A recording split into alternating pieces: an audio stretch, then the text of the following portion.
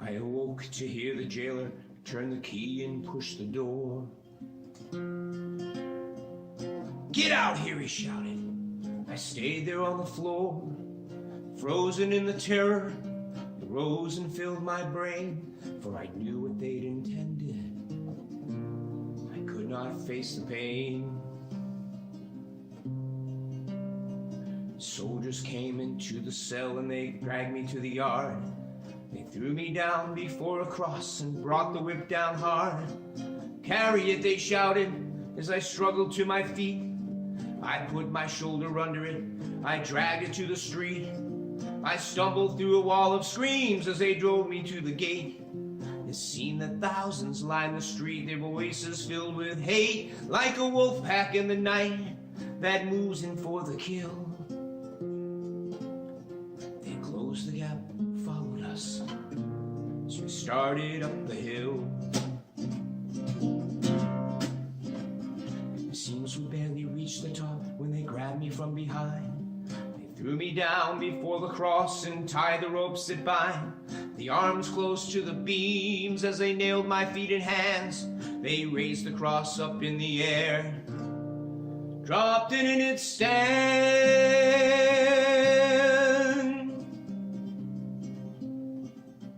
Through a blur of pain, I saw the cross there next to mine. There were people all around it, so I looked to read the sign. It was nailed there up above his head so the world could see the news. But the man who seemed so helpless there was the King of all the Jews. And the crowd that stood around his cross made jokes about his name. They shouted, laughed, and spat on him, so I joined in the game. I said, "Hey, if you're the king, why don't you get us down from here?" But the taunt just sounded hollow. It echoed in my ear. 'Cause he looked at me with eyes that seemed to reach into my heart. They shone a light on all my lies, tore my life apart. There was more that lied behind that gaze than simply blood and clay. But knowing was too much for me. I had to look away. I chanced another look at him while he was looking down. While the soldiers that just crucified us drank there on the ground. And although he spoke them quietly, somehow his words came through. He said, "Father, please forgive them, for they don't know what they do." Then, as if they'd heard him speak it, the crowd began to roar, whipped to frenzy by the priests who urged them on to more. But the worse the accusations, now the plainer I could see the guilt of the accusers, not the one there next to me. Then the man upon the other cross began to curse and swear. His voice was filled with venom as he hurled it through the air. All the horror that was in him and had laid his life to waste came out in every syllable he flung in Jesus' face.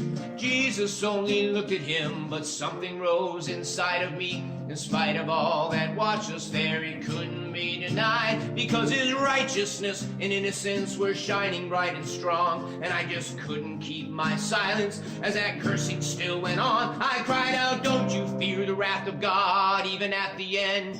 You'll curse us both into the pit. Is that what you intend? We're only getting what we're due, we've sinned our whole lives long. But don't you talk to him that way.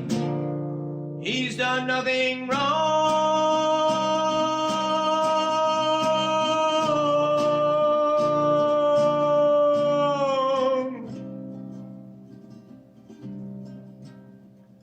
Then with all my courage, in a voice not quite my own, I asked him, "Lord, remember me when you come into your throne." He answered me, and even then his love was in disguise. He said, before the sun has set today, you'll be with me in paradise.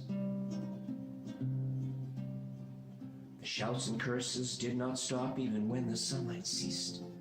Somehow in the midst of it, my soul had been released. The agony continued, but it was still too small a price to be allowed to hear those words and to die beside the Christ.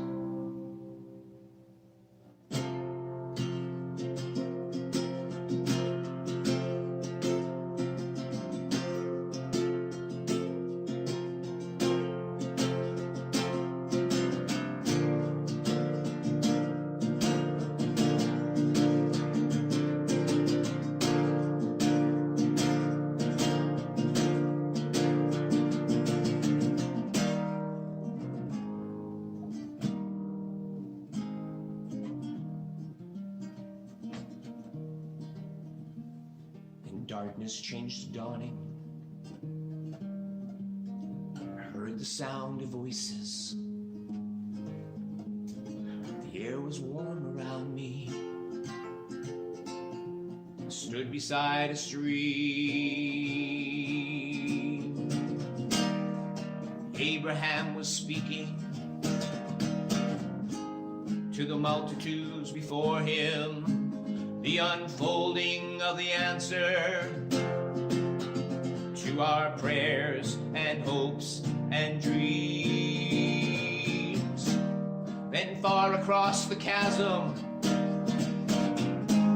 came a rumbling like the thunder, and the Prince of Peace came shining from his mouth. The